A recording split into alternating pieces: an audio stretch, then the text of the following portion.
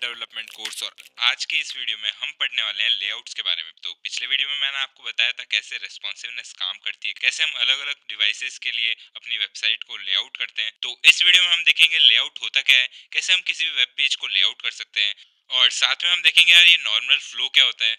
फिर हम डिस्कस करेंगे कुछ इंपॉर्टेंट प्रॉपर्टीज जैसे कि डिस्प्ले, पोजीशन, फ्लोट्स। ठीक है, तो स्टार्ट करते हैं शानदार से वीडियो को। और सबसे पहले देखते हैं यार ये लेआउट होता क्या है। तो बेसिकली यार हमारे जितने भी HTML के एलिमेंट्स हैं उनको हम अभी तक पोजीशन नहीं कर सकते हैं, हम चाहे वहां नहीं रख सकते हैं। उनका एक ऑर्डर है जिसमें वो डिस्प्ले हो रहे होते हैं। तो लेआउट कैसे करते हैं वो समझने से पहले यार हम देख लेते हैं ये नॉर्मल फ्लो क्या चीज़ है। ठीक है, तो नॉर्मल फ्लो का मतलब होता है यार कैसे हमारा जो वेब ब्राउज़र है वो डिफ़ॉल्ट चीज़ें दिखाता है, किस ऑर्डर में हमारी चीज़ें डिस्प्ले हो रही होती है, उसको हम यार नॉर्मल फ्लो कहते हैं। ठीक है, तो अगर आपको याद हो तो यार HTML वाले वीडियो में हमने एक वेब पेज बनाया था, है ना। तो उसके अंदर हमने कुछ CSS लगाई थी, लेकिन अगर हम उस CSS को हटा देते हैं तो हमारा जो HTML से जो भी एलिमेंट्स आ रहे होते हैं वो दिखने लग जाते हैं। तो वो जो फ्लो होता है ना, तो उसी को हम नॉर्मल फ्लो कहते हैं। तो एक बार देख लेते हैं यार उस वेब पेज को और जान लेते हैं यार नॉर्मल फ्लो कैसा दिख रहा होता है रियल लाइफ के अंदर, है ना। तो यहाँ पे हम आ चुके हैं यार हमारे वेब पेज पे, और अब इसकी CSS को हटाते हैं। ठीक है, और मैं इसको कमेंट कर रहा हूँ, सेव करेंगे और जाएंगे वापस इधर और रिफ्रेश करते हैं। तो आप देख सकते हो यार ये जो यहाँ पे एलिमेंट्स आ रहे हैं वो एक नॉर्मल फ्लो के अंदर है, क्योंकि यार हमने सबसे पहले यूज किया है H1 जो कि यहाँ पे आपको दिख रहा है और वो यहाँ पे डिस्प्ले हो रहा है। फिर उसके अगर हम नीचे जाए तो यहाँ पे कुछ लिंक टैग है, मतलब एंकर टैग्स है, और वो यहाँ पे हमने लिखे हैं। तो जैसे जैसे हमने लिखे हैं वैसे वैसे यहाँ पे डिस्प्ले हो रहे हैं, और इसी चीज को यार हम नॉर्मल फ्लो कहते हैं HTML का।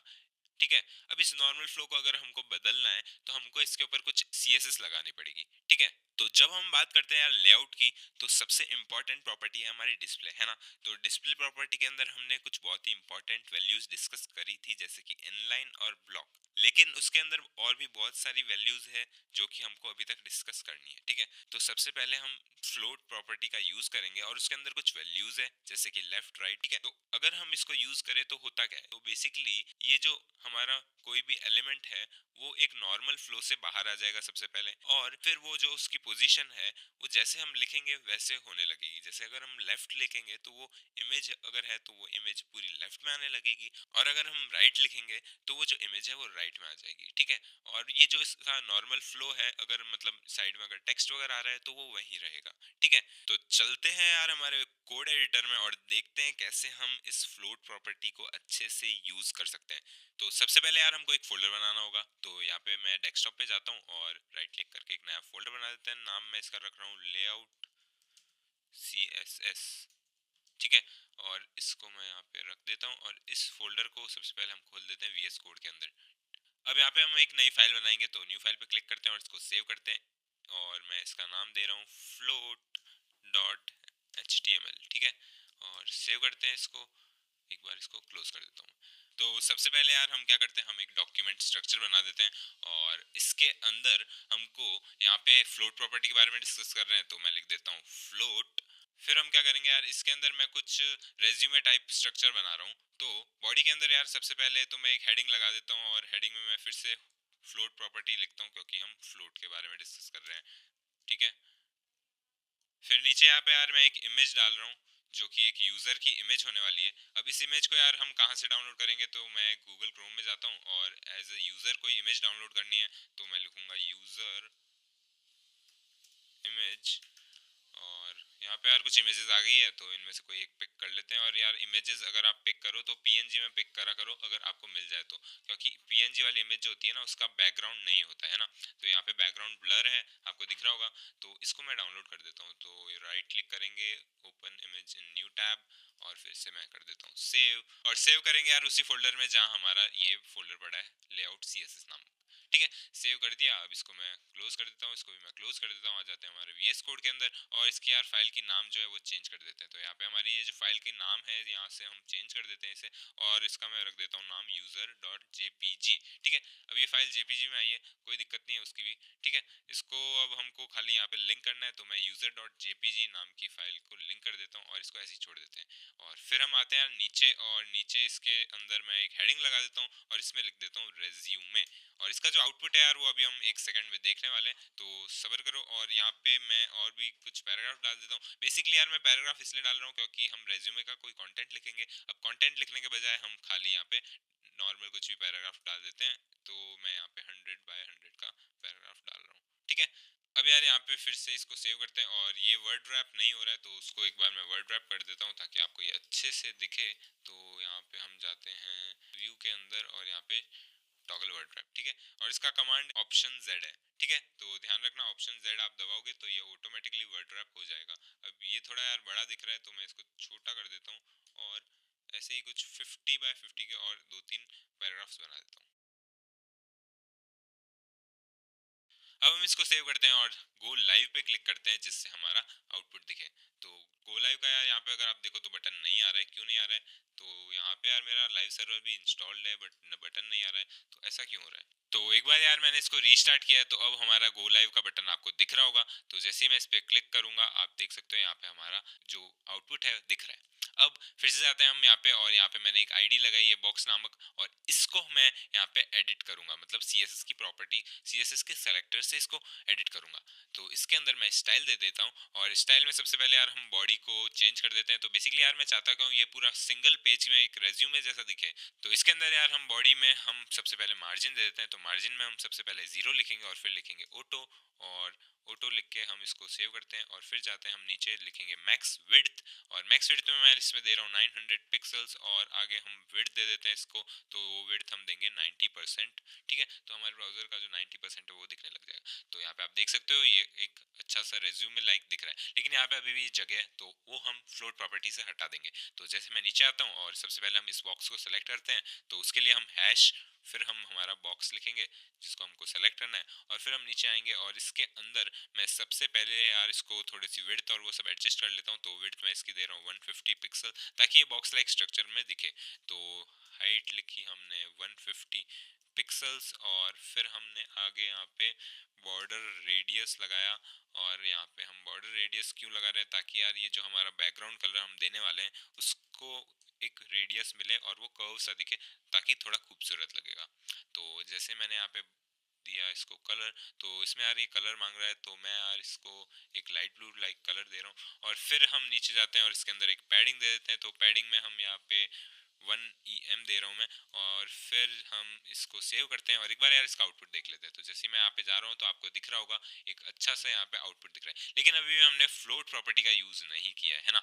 तो चलते हैं फ्लोट प्रॉपर्टी का यूज करके देख लेते हैं। तो सबसे पहले में हम लिखेंगे फ्लोट, और यहाँ पे लेफ्ट आ रहा है तो लेफ्ट साइड में हमारा ये जो इमेज है उसका बॉक्स फ्लोट करना चाहिए। तो वो जो नॉर्मल लेआउट है उससे बाहर आ जाएगा, और बाकी सारी चीजें यार वैसी की वैसी रहेगी। तो उसका मतलब क्या है, जो हमारा टेक्स्ट है उसको लगेगा कि नॉर्मल फ्लो से हमें दिखना है तो वो ऊपर आ जाएगा, और साइड में हमारा वो जो इमेज है वो फ्लोट हो रहा है तो वो लेफ्ट की साइड आ जाएगा। तो देखो कैसा इसका आउटपुट आ रहा है। तो आप देख सकते हो यार यहाँ पे हमारा इमेज आ रहा है और हमारा ये जो टेक्स्ट है वो ऊपर की तरफ चला गया, लेकिन इसके बीच में जगह नहीं है यहाँ पे, है ना। तो उस जगह को डालने के लिए यार यहाँ पे आप यूज कर सकते हो मार्जिन प्रॉपर्टी का, और मार्जिन लिखेंगे 15 पिक्सल्स और सेव करते हैं। यहाँ पे आप देख सकते हो एक अच्छा सा टेक्स्ट और यहाँ पे इमेज हमको दिख रही है, ठीक है। अब यार यहाँ पे हम एक और चीज कर सकते हैं। बेसिकली हम मैं इसके पीछे एक और प्रॉपर्टी का यूज करके इसे बैकग्राउंड दे देता हूँ। तो यहाँ पे हमारा रेज्यूमे जो है वो जो टेक्स्ट है उसको मेरे को सेलेक्ट करना है, तो उसको एक हम क्लास दे देते हैं, ठीक है। तो क्लास में मैं लिख रहा हूँ यार स्पेशल, और सेव करते हैं इसे, और यहाँ पे हमारा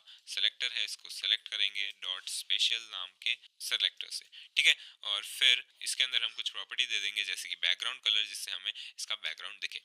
और मैं यहाँ पे ले रहा हूँ यार लाइट स्काई ब्लू, जो कि थोड़ा सा डार्क है लाइट ब्लू से। और फिर इसके अंदर हम पैडिंग दे देंगे, और पैडिंग में मैं लिख रहा हूँ 15 पिक्सल्स, और इसके नीचे हम यहाँ पे दे देते हैं कुछ और प्रॉपर्टी जो कि है कलर। और कलर हम क्यों दे रहे हैं? ताकि यार हमारा जो टेक्स्ट है उसका कलर हो जाए चेंज। तो वाइट रखते हैं इसका कलर और सेव करते हैं। तो आप यहाँ पे देख सकते हो यार पीछे हमारा ये जो बैकग्राउंड है वो ब्लू कलर में आ रहा है, और साथ में यार हमारी यहाँ पे इमेज भी अच्छे से दिख रही है।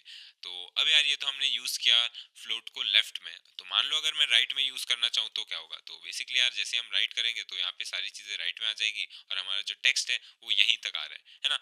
तो ये तो आपने देखा यार फ्लोट प्रॉपर्टी को कैसे हम यूज कर सकते हैं। अब हम देखते हैं यार फ्लोट के साथ में एक और प्रॉपर्टी है जो कि है क्लियर, जो कि यूज करी जाती है यार अगर आपको मान लो ये वाला वाला जो टेक्स्ट है हमारा आ रहा है, ये वाला सेकंड वाला, इसको आप साइड में नहीं दिखाना चाहते हो, खाली आप चाहते हो कि ये जो फर्स्ट वाली चीज़ है वो आपके फ्लोट प्रॉपर्टी के साथ में दिखे, लेकिन ये जो नीचे वाली है वो एकदम नॉर्मल फ्लो की तरह चले। ठीक है, तो उसके लिए हम क्लियर नाम की एक प्रॉपर्टी है उसका यूज करते हैं। तो एक बार आप एग्जांपल से देखोगे तो आपको अच्छे से समझ में आएगा कि मैं क्या कहना चाह रहा हूँ। तो यहाँ पे मैं क्या चाहता हूँ, मैं इस वाले पैराग्राफ को सेलेक्ट करना चाहता हूँ, है ना। तो सबसे पहले हम क्या करेंगे, हम इसको सेलेक्ट कर लेंगे। तो यहाँ पे मैं इसको सेलेक्ट कर रहा हूँ, एक क्लास दे देता हूँ और क्लास में हम लिख रहे हैं क्लियर्ड। ठीक है, सेव करते हैं और यहाँ पे ऊपर जाते हैं और इसके अंदर यहाँ पे इसको हम कुछ प्रॉपर्टीज दे देते हैं। तो यहाँ पे हम लिखेंगे क्लियर्ड और फिर इसके अंदर मैं लिख रहा हूँ क्लियर प्रॉपर्टी।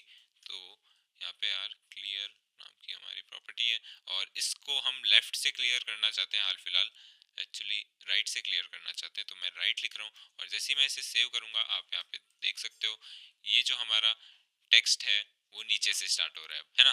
यहाँ तक हमारा फर्स्ट वाला पैरा है, लेकिन सेकंड वाला जो है उसमें वो फ्लोट वाली प्रॉपर्टी नहीं आ रही है, ये नॉर्मल फ्लो से फिर से चलना शुरू कर दिया है ना। तो बस यार ये हम क्लियर प्रॉपर्टी से हम कर सकते हैं।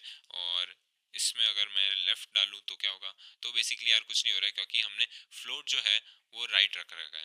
तो जैसे मैं इसको लेफ्ट कर दूंगा और सेव करूंगा तो आप देख सकते हो फिर से हमारा ये जो है फ्लोट, मतलब फ्लोट का ऑपोजिट है। आपको कोई पे फ्लोट यूज करना है और उसके साथ में कोई पर्टिकुलर एलिमेंट्स है उसके अंदर फिर से फ्लोट की जो प्रॉपर्टी है उसको हटाना है, तो आप उन पर्टिकुलर एलिमेंट्स में क्लियर नाम की जो प्रॉपर्टी है उसका यूज कर सकते हो और फिर यार वो जो वाली चीज जो है हमारी वो नॉर्मल फ्लो से चलने लगेगी। ठीक है, तो बस ये था यार हमारा फ्लोट प्रॉपर्टी। नेक्स्ट हम देखते हैं यार हमारा पोजीशन प्रॉपर्टी। ठीक है, तो फिर से यार हम VS कोड खोलेंगे और यहाँ पे एक नई फाइल बनाते हैं और फाइल का नाम हम इस बार देंगे पोजीशन, क्योंकि हम यार पोजीशन प्रॉपर्टी के बारे में डिस्कस करने वाले हैं।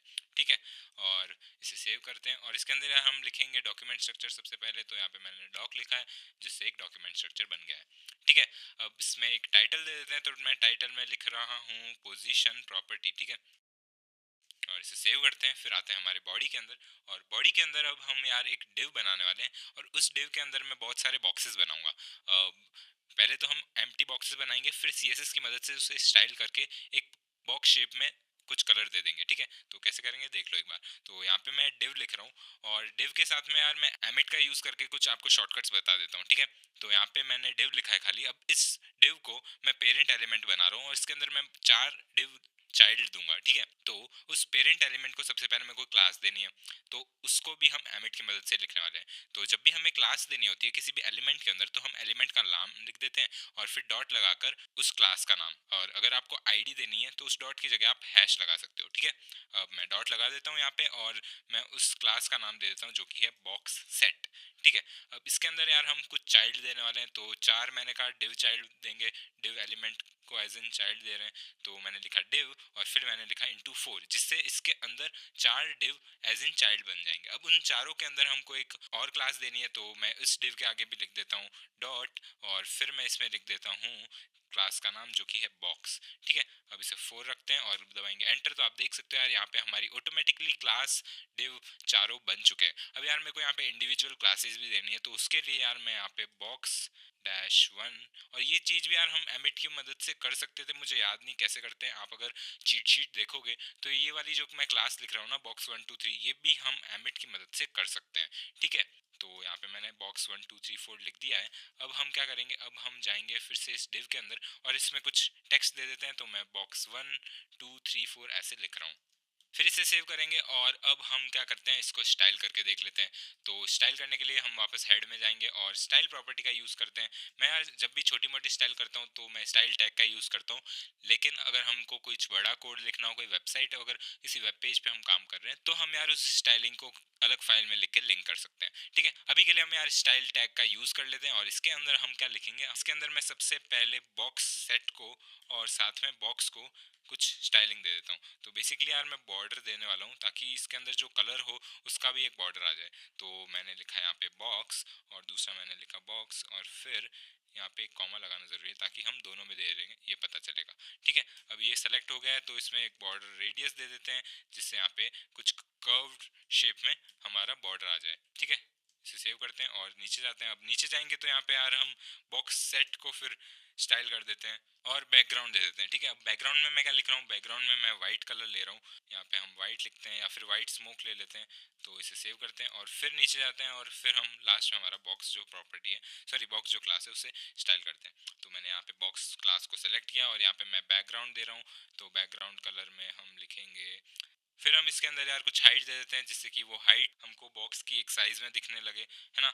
तो यहाँ पे मैंने ले लिया हाइट और फिर हम विड्थ देंगे। विड्थ में भी मैं सेम ले रहा हूँ क्योंकि हम एक स्क्वायर बना रहे हैं, है ना। तो यहाँ पे हमारी हाइट और विड्थ आ चुकी है। तो अब हम यार इसके अंदर टेक्स्ट अलाइन दे देंगे जिससे कि ये अलाइन हो जाए और इसका जो हमारे बॉक्सेस हैं वो सारे एक ही जगह हमको अलाइंड दिखे। ठीक है, तो मैंने टेक्स्ट अलाइन यहाँ पे कर दिया सेंटर और फिर हमने विड्थ भी दे रखी है, हाइट भी दे रखी है और बैकग्राउंड भी दे रखा है। तो अब यार ये एकदम सही से हमें दिखने लगेगा। तो हमारा यहाँ पे यार वो एक बार फिर से खोल देते हैं गो लाइव करके, और जैसे ही मैं इसे खोलूंगा तो आप देख सकते हो यार यहाँ पे हमारे बॉक्सेस दिख रहे हैं, लेकिन इसके बीच में यार मार्जिन नहीं है। तो एक बार हम मार्जिन भी दे देते हैं। ठीक है, तो यहाँ पे मैंने लिखा मार्जिन और फिर हम लिख देते हैं यार 20 पिक्सल्स। सेव करते हैं और जाते हैं हमारे ब्राउजर में। तो आप यहाँ पे देख सकते हो यार हमारी ये जो बॉक्सेस हैं वो अच्छे से यहाँ पे डिस्प्ले हो रहे हैं।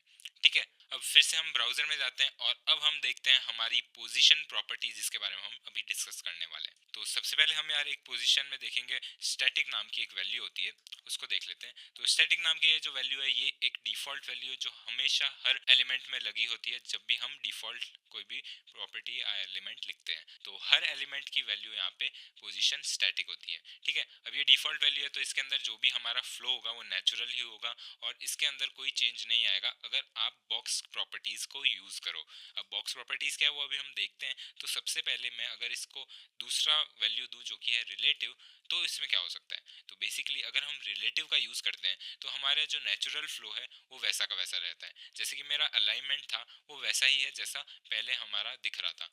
अब लेकिन इसमें फ़र्क क्या है, इसमें हम बॉक्स प्रॉपर्टीज़ का यूज़ कर सकते हैं। तो यहाँ पे अगर मैं टॉप लिखूँ और फिर लिखूँ 20 पिक्सल और सेव करूँ तो क्या होगा। तो अब इस टॉप का मतलब क्या है, बेसिकली अगर हम पोजीशन रिलेटिव लिख रहे हैं और फिर हमने टॉप 20 पिक्सल लिखा तो वो टॉप से 20 पिक्सल नीचे की तरफ खिसक जाएगा। कैसे देखते हैं, तो यहाँ पे मैंने यार टॉप लिखा था 20, तो आप देख सकते हो यार ये पूरा यहाँ से नीचे की तरफ आ गया। अब क्योंकि यार मैंने पूरे बॉक्स में लिखा है तो ये सारे बॉक्सेस सेलेक्ट हो रहे हैं, लेकिन अगर हम किसी एक पर्टिकुलर बॉक्स को सेलेक्ट करें तो क्या होगा। तो यार इसको एक बार हटा देते हैं और हम एक बार एक पर्टिकुलर बॉक्स को सेलेक्ट करते हैं। तो मैं यहाँ पे यार बॉक्स 1 को सेलेक्ट कर रहा हूँ। ठीक है, और इसके अंदर मैंने पेस्ट कर दिया वो टॉप। तो हमारा जो बॉक्स 1 वाला जो है वो टॉप से 20 पिक्सल नीचे की तरफ खिसक जाएगा। तो अगर मैं यहाँ पे देखूँ तो आप देख सकते हो यार ये जो बॉक्स 1 है वो 20 पिक्सल डाउन आ गया है। अब अगर मैं इसे 40 या 50 पिक्सल करूँ तो क्या होगा। तो यहाँ पे देख सकते हो यार बॉक्स और नीचे आ गया है। अगर मैं इसे 80 पिक्सल करूँ तो क्या होगा। तो आप देख सकते हो यार ये बॉक्स बहुत ही ज़्यादा नीचे आ गया है। अब थोड़ा सा अगर और मैं नीचे करूँ तो आप देखोगे ये ओवरलैप भी हो जाएगा। ठीक है, तो इसे 100 पिक्सल करके देखा तो आप देख सकते हो यार ये जो बॉक्स 1 है वो बॉक्स 2 के पीछे चला गया है और अब हमको बिल्कुल भी नहीं दिख रहा है ना।